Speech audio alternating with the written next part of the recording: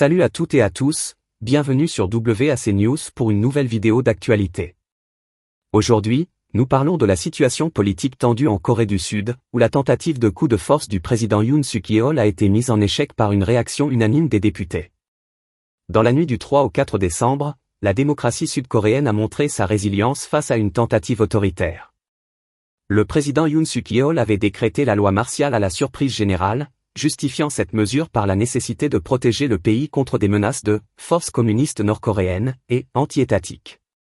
Cette annonce a immédiatement suscité l'inquiétude et la colère à travers le pays.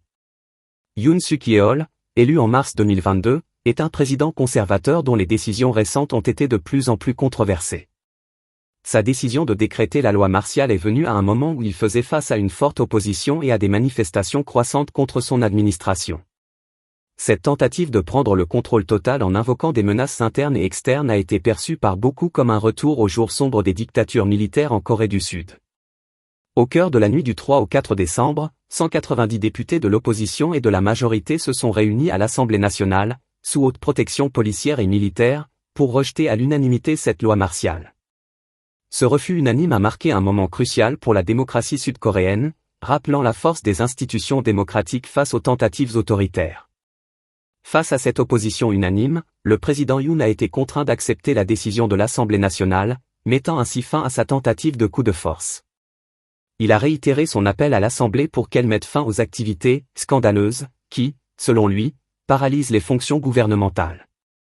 Cependant, cette défaite politique a affaibli sa position, et il fait désormais face à des appels à sa destitution.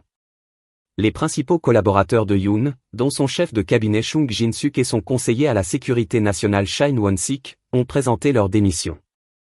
L'état-major a renvoyé les troupes dans leur baraquement, et l'état de droit a prévalu sans incident majeur, après 6 heures de vive tension dans la capitale, Séoul. Washington a réagi en se disant soulagé que le président Yoon ait respecté le vote de l'Assemblée nationale.